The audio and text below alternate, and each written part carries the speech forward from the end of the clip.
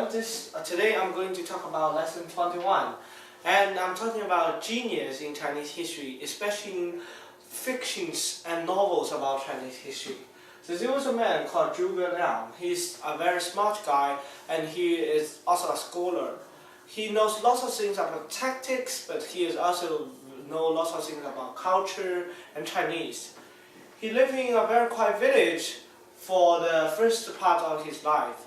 He lived quietly and unnoticeably. But one time, when a famous emperor, Emperor Liu, he's also the hero of Liu Bang, he wanted to start a new kingdom in the name of Han. So he decided to hire some great man who is very great in military, but also politics.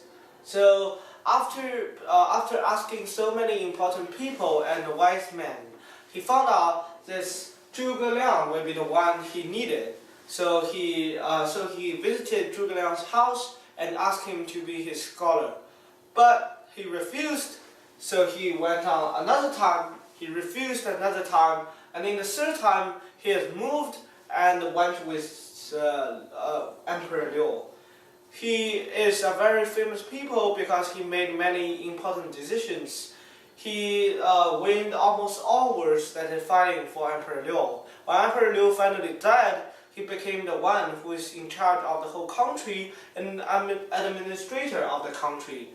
But he launched 5 wars against the north, and every time it was stopped because of supply system and the lack of soldiers and equipment.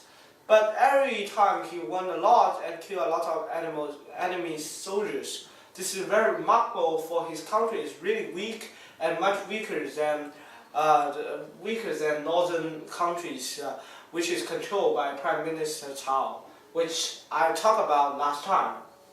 So in history, he did fight a lot of wars and win a lot of wars, but he also had his failure, and finally he died because of illness.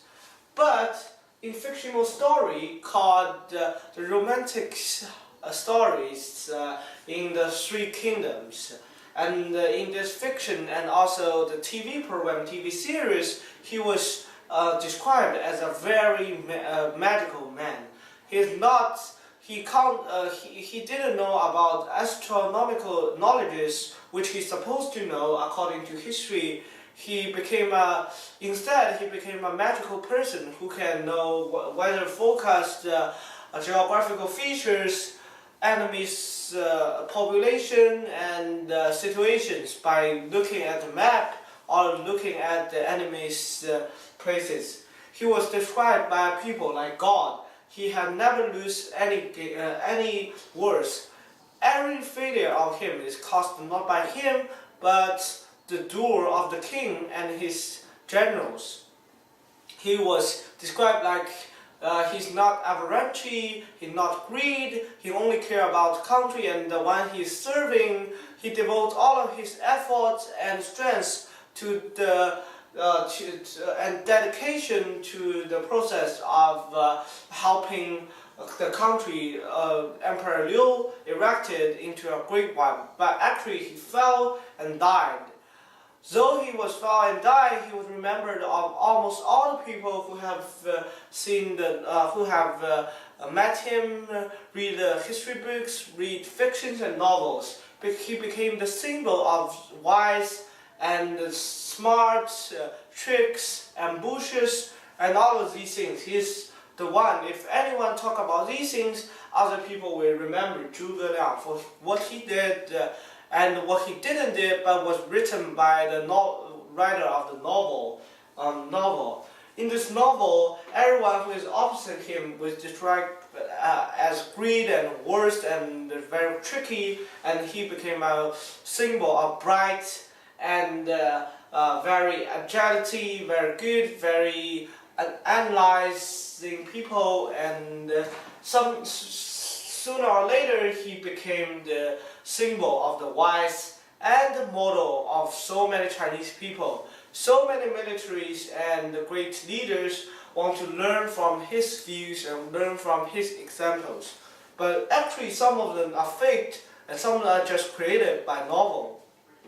So when judging a people in history, sometimes it's not just you read novels and stuff. Novels can be changed, and even history books can be changed. So what you should believe, you should read more in history books because it's more formal and more close to the time.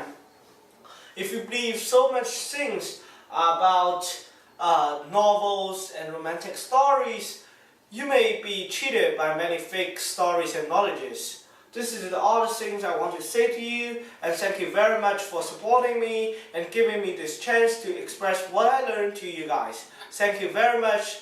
Thank you all of you guys to watch this video and enjoy yourself. Bye bye. Thank you very much.